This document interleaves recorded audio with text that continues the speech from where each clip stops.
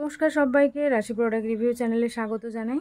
আজকে আমি রিভিউ করব কেয়া শেড সিঁদুর, কেয়া শেড ডাস্ট সিঁদুর। তো চলুন এর প্রাইস এবং কোয়ান্টিটি দেখা যাক। এটা আই থিঙ্ক কিছুটা 2 গ্রামের মধ্যে আছে, 2-3 গ্রামের আছে। এর প্যাকেটটা আমি আজকেই ফেলে দিয়েছি, না হলে আমি দেখাতে পারতাম। যাই হোক, এটা 2 থেকে 3 গ্রাম আছে প্রোডাক্ট, এবং এটার প্রাইস হচ্ছে 150 টাকা।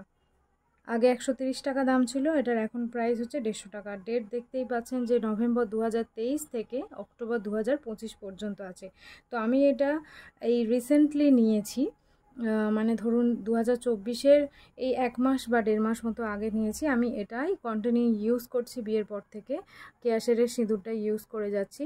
আর এটা শেড হচ্ছে রেড, মানে এটা আর লেখা থাকতো, এখন দেখছি নেই। তবে যাই হোক, এটার রেড, এর দুটো শেড আছে, একটা মেরুন আছে, একটা রেড আছে। তো আমি যে সিঁদুরটা ইউজ করি সেটা হচ্ছে রেড। তো যারা আমার মতো রেড পছন্দ করেন তারা কেয়া শেডের এই সিঁদুরটা নিতে পারেন। এবার এটার রিভিউটা শেয়ার করছি একটাই কারণে, সেটা হচ্ছে যে আমাদের অনেকের কি হয়, যারা সিঁদুর পরি, ডাস্ট সিঁদুর বিশেষ করে যদি ডাস্ট সিঁদুর পরি, তখন কি হয়, আমাদের যে জায়গাটা আমরা সিঁদুর পরি সেই জায়গা থেকে আমাদের ভীষণ হেয়ার ফল হয়ে যায়, এবং ওখানে হেয়ার একদমই হয় না, মানে নতুন হেয়ারও ওখানে জন্মায় না।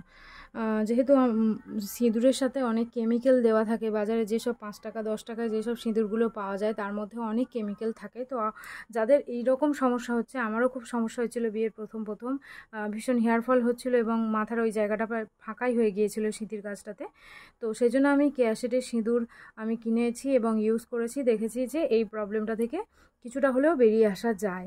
যেহেতু সিঁদুর মানে একটা কেমিক্যাল তো থাকবেই, আর সবসময় যেহেতু আমাদের সিঁদুর পড়তে হয়, সেই জন্য ওই জায়গাটা কি হয়, একটু ব্লক হয়ে যায়, মানে ওখানে পোর্সগুলো ব্লক হয়ে যাবে। আর পোর্সগুলো যদি না ক্লিয়ার হয় তাহলে তো হেয়ারটা ওখান থেকে রিগ্রোথ হওয়া বন্ধ হবেই। তো সেটা ন্যাচারাল, আর কি, কিছু করার নেই। তবে এই সিঁদুরটা ইউজ করলে তুলনামূলকভাবে কম হবে হেয়ার ফল, এবং ওই জায়গার যে মানে সিঁথির যে জায়গাটা হেয়ার থাকে না, সেই জায়গার হেয়ারটা মোটামুটি ঠিকঠাক থাকবে।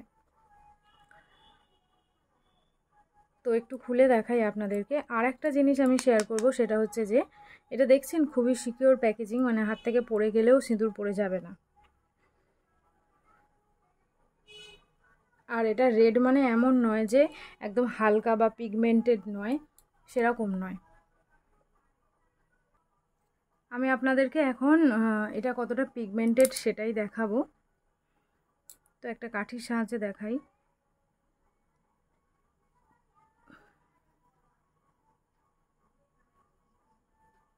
দেখতেই পাচ্ছেন বেশ ভালো পিগমেন্টেড।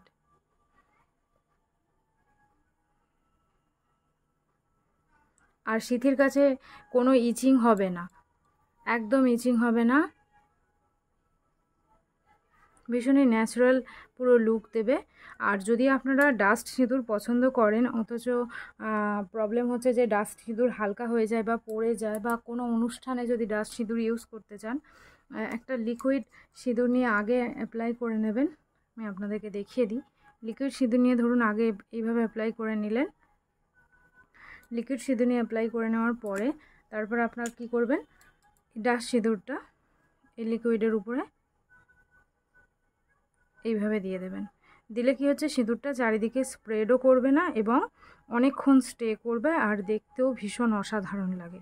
ভীষণ রেডটা যে দেখুন, দুটো রেডের মধ্যে অনেকটাই তফাৎ লাগছে,